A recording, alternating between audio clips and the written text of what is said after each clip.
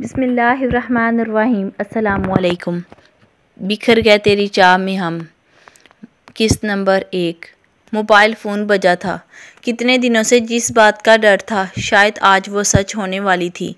नम आंखों के साथ बजते फ़ोन की तरफ देखा था। जलाल शाह, मैं जानती हूँ आपसे किए हुए वादे को निभाने का वक़्त आ चुका है, मगर मेरे दुख और अज़ियत में ज़रा बराबर भी कमी नहीं आ सकी जो मुझे कई साल पहले मिले थे।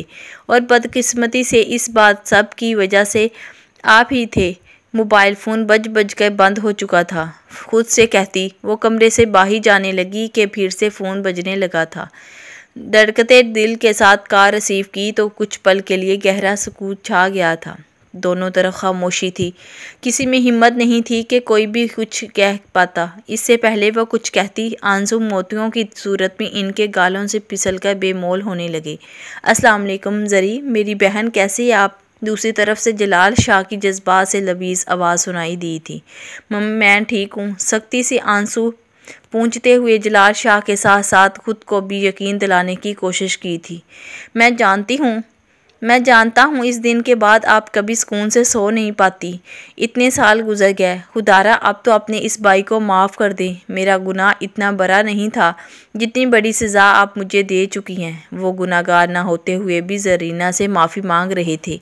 नहीं, आप ऐसा मत कहें। आपकी बहन ने आपको माफ़ कर दिया, मगर एक बेटी की माँ आपको शायद कभी माफ़ ना कर पाए कि जिसके सर से बाप का साया सिर्फ आपकी वजह से छिन गया था। माफ़ ना करने वाली बात वो सिर्फ सोच ही सकी थी, कह नहीं पाई।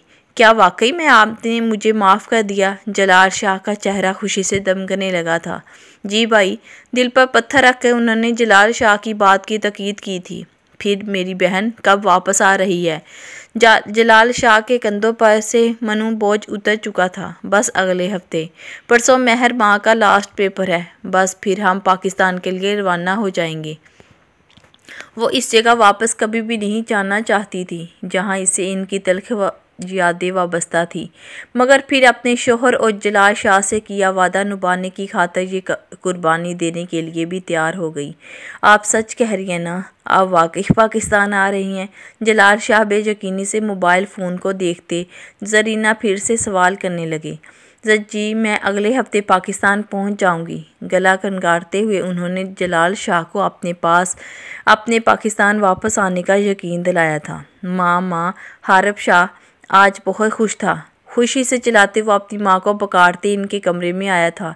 वो जिन्होंने इस्लाम फेरते हुए असर की नमाज ख़त्म की थी, चौंक कर अपने बेटे की तरफ देखने लगी कि आज से पहले तो इसने इन्हें कभी ऐसे खुशी से नहीं पुकारा था।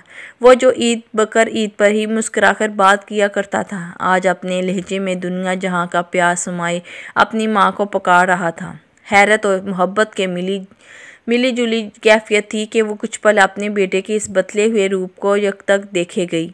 अपनी माँ को खुद की तरफ ऐसे मुँह पाया तो इनके सामने हाथ लहराकर पूछने लगा, क्या हो गया माँ? कहाँ खो गई? नहीं, बस अपने बेटे को आज इतना खुश देखकर हैरान हो गई थी। इनकी आंखों में नमी इनके बेटे से छुप न सकी, मगर वो इन्हें नज़रअंदाज किए अपने ही कहे जा रहा था। पता है माँ, चाची जान और मेहर माँ पाकिस्तान आ रही हैं, वापस अपने गांव। वो अपनी माँ के हाथ थामे खुशी से चला रहा था। ओह अच्छा, कब? तुम्हें किसने बताया? ज़रमीना, जो इनकी दीवानी थी, मगर इन्हें बिल्कुल बहनों की तरह अजीज़ थी। इनके वापस आने का सुनकर अब खुद पर ज़ब्त न कर सकी और आंसू तवातर से बहने लगे। बाबा साईं बात कर रहे थे तो मैंने इनकी बातें सुन ली, तभी आपके पास आया हूँ। हारब शाह ने लापरवाही से कंधे उचकाते कहा। माँ, मैं आपसे बहुत ज़रूरी बात करने आया हूँ। वो सदा का लापरवाह और खुदगर्ज आज भी इसे अपनी माँ के आंसुओं की परवाह कहाँ थी। वो तो अब भी अपने मतलब से ही माँ के पास आया था। हाँ बोलो हारब शाह। वो अपने बेटे के इतने प्यार से बात करने पर खुश नज़र आ रही थी। हारब की बात सुनकर यकदम ही इनके चेहरे का रंग जर्द पड़ा था। जो कुछ हारब शाह ने इनसे मांग लिया था, वह सब सुनकर कुछ देर के लिए वो कुछ कहने के काबिल ही नहीं रही थी, क्योंकि वो जानती थी कि अगर हारब शाह की ख्वाहिश पूरी ना हुई तो वो किस हद तक जा सकता है। आज पूरी हवेली को दुल्हन की तरह सजाया गया था। शाह ख़ानदान का हर फर्द ही बहुत खुश नज़र आ रहा था, मगर जलाल शाह की खुशी की कोई इंतहा ना थी। वो ज़रमीना शाह जो कि जलाल शाह के भाई वसाल शाह की बेवा 18 साला बेटी मेहर माँ और 15 साला हसन शाह को खुद रिसीव करने एयरपोर्ट गए थे। शाह हवेली के पास यकबार दिगे कोई 10 गाड़ियाँ रुकी थी और इनमें से एक लैंडक्रूज़र जो कि हवेली के अंदर दाखिल हुई थी। इससे जलाल शाह, हसन, ज़रमीना और महर शाह उतरी थी। हवेली की सब ही अफराद इनके मुंतज़िर थे। इनके आते ही जैसे हवेली में जश्न का समा बन गया। वो जैसे ही हवेली में दाखिल हुई ढोल बजना शुरू हो गया, फूल फेंक कर इस्तकबाल किया गया। हवेली का माहौल देखकर कुछ ख्वाजा सरा हवेली में आ गए थे।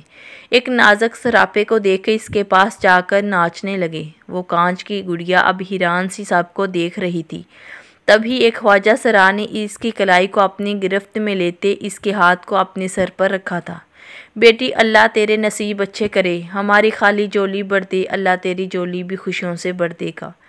इस ख्वाजा सरा के मुंह से ऐसे अल्फाज सुनकर इस कांच की गुड़िया की आंखों से खुशी चमकने लगी थी। आमीन कहते हुए इस नाजुक सी लड़की ने अपने पर्स से कुछ पैसे निकाल के इनको दिए थे और फिर अपने गोल्ड के टॉप्स भी उतार कर दिए तो वे इसे दुआएं देते हुए खुशी से नाचने लगे। हरब शाह ने इस ख्वाजा सरा को नाचते हुए देखा तो आग बगोला हो गया।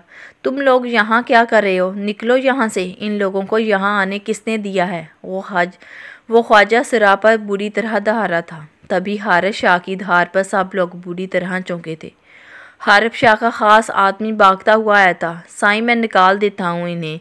वो सर झुकाए मुजरमों की तरह खड़ा था। हारिस शाह लहू छलकाती आंखों के साथ फिर से ख्वाजा सरों पर दहाड़ने लगा। दफ़ा हो जाओ और दोबारा नजर आए ना तो वो अंजाम होगा तुमने सोचा भी नहीं होगा। इनमें से एक ख्वाजा सरा से हारिस शाह की बदतमीज़ी बर्दाश्त ना हुई और वो बोल पड़ा, अरे जा जा, तू बदतमीज़ बदनसीब है, तूने हमें जलील किया है, तू भी जलील व ख्वार हो जाएगा तो इंशाल्लाह हमेशा नामराद ही रहेगा। इसका इतना कहना था कि हारिस शाह इसे मारने के लिए आगे बढ़ा ही था कि जलाल शाह ने इसे बाजू से पकड़ते हुए कोई भी इंतहाई कदम उठाने से बाज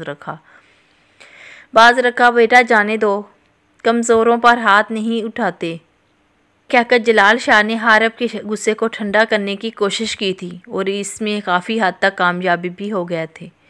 हाँ यार, मैं 2 दिन बाद गांव पहुंच जाऊंगा। वो क्लासरूम से निकलते हुए फ़ोन पर किसी से महू गुफ्तगू था।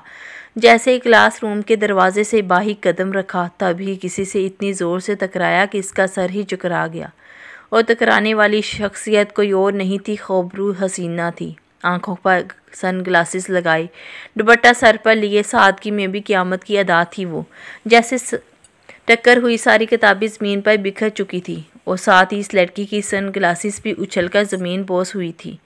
सॉरी मैम, मैं उठा देता हूँ, मैंने आपको देखा नहीं। हालांकि गलती इसकी नहीं थी फिर भी माफ़ी मांग रहा था। शायद कमज़ोर के सामने सर झुका देना ही इसने सीखा था। नहीं, गलती मेरी है, मैं ज़रा जल्दी में थी। वो इसे किताबें उठाते देखकर कुछ शर्मिंदा हुई थी। इसने किताबें उठाकर जैसे इसको दी तो दोनों की आंखों का तसादम हुआ था। दुपट्टा सर से दलका था और कुछ शरारती लटें इसके चेहरे पर आ गिरी थी। वो कुछ पल के लिए इसे यक तक देखे गया। क्या नहीं था इसके चेहरे में? हसन, मासूमियत, दिल को मोह लेने वाली मुस्कुराहट, कांच सी आंखें जिनमें वो कुछ पल के लिए खो गया था। इस शख्स को अपनी तरफ मुँह पाया तो तज़बज़ का शिकार होते गले को खनखाड़ते हुए इससे किताबें लेकर जाने की इजाज़त मांगी। प्लीज़ रास्ता दें, मुझे जाना है। यस शेवर, आप जाएं। ये कहते हुए इसके सामने इससे हटा तो वो अभी 2 कदम आगे ही गई थी कि इसने फिर से इसे पुकारा था। Excuse me. इसके पुकारने पर वो पलटी थी। जी, आपकी तारीफ़। जाने क्यों वो इसका नाम पूछ बैठा था। नाज़लीन। वो नाम बताकर दोबारा से पटने लगी तो फिर से इसकी आवाज़ पर रुकी थी। आप यहाँ न्यू हैं? इस लड़के के सवाल पर इस लड़की ने हैरत से आंखें फैलाई थी। जी, मगर आपको कैसे पता? दरअसल आपको पहले यहाँ देखा नहीं इसलिए पूछा। जी, मैं 1 हफ़्ता लेट हो गई हूँ, इसने कुछ सोचते हुए कहा। आपको यहाँ किसने भेजा? वो मामले को कुछ समझते हुए मुस्कुराते हुए कहने लगा। मतलब? वो अभी भी नहीं समझी थी सो इसकी तरफ सवालिया नज़रों से देखने लगी। आप न्यू कमर हैं, यहाँ के स्टूडेंट ने आपको बेवकूफ़ बनाया है। आए मैं आपको गाइड कर देता हूँ। अब आप अगर आपको कोई हेल्प चाहिए तो मैं एडमिन ऑफिस चली जाइएगा, वहाँ आपको हर चीज़ के बारे में सही तरह से गाइड कर दिया जाएगा। और अगर मेरी हेल्प की ज़रूरत हो तो मैं फ्री टाइम में लाइब्रेरी में या फिर कैंटीन में होता हूँ। वह खुदा न खास्ता मैं इस लड़की से फ्री होने की कोशिश कर रहा था।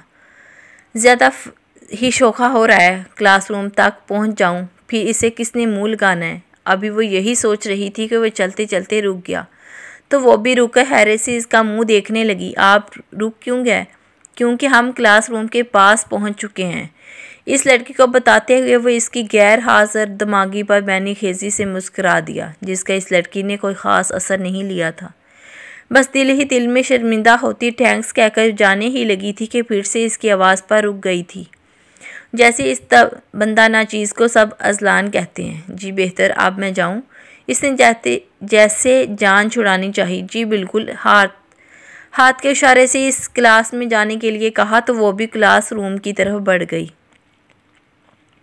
तुम बहुत खूबसूरत हो आयशा, फ़रीहा ने इसकी खूबसूरती को सुराते हुए कहा तो वो तल्खी से मुस्कुरा दी। जिसके लिए तैयार होकर आती हूँ तो वो तो नज़र भर कर देखता भी नहीं, तो क्या फ़ायदा इस खूबसूरती का? दिल ही दिल में सोचती वो सर झटक कर गई। क्या हुआ, खैरियत? फ़रीहा ने इसके चेहरे को दुख और बाजारियत के मिले जुले तासरात देखे तो इससे पूछने लगी। अरे कुछ नहीं, चलो कैंटीन, बहुत ज़ोरों की भूख लगी है। आयशा इससे खींचते हुए कैंटीन में ले आई थी, जहाँ वो दुश्मन जहाँ पहले से बैठा था। इसे देखते ही आयशा की सांसें जैसे रुकने लगी थी। सामने बैठा वो शख्स गालबन जूस से लुत्फ़अंदोज़ हो रहा था। इन दोनों लड़कियों को सामने से आता देखकर अपने मोबाइल में मसरूफ़ हो गया। आइज़ अज़ीर यार, ये चिड़िया कौन है? ये इस लड़की को तरफ इशारा करते हुए पूछने लगा, जिसने अपने सिल्की बालों की ऊंची करके पोनी बनाई थी और इसके बाल इतने लंबे थे कि फिर भी कमर से नीचे तक आ रहे थे। वो इस कदर खूबसूरत थी कि पहली बार देखने वाला इसे दोबारा नज़र उठाकर देखने पर मजबूर हो जाया करता था। पता नहीं न्यू कमर है, मैं बस इसके बारे में इतना जानता हूँ कि ये एक मिडिल क्लास लड़की है जो स्कॉलरशिप पर इस यूनिवर्सिटी में पढ़ने आई है। अज़ीर ने सारम के कंधे पर हाथ रखते हुए बताया। हम यहाँ लाखों के हिसाब से फ़ीसें भरते हैं और ये मुफ्त ख्वार लोग यहाँ बिना कोई खर्चा किए मज़े से चढ़कर चले जाते हैं।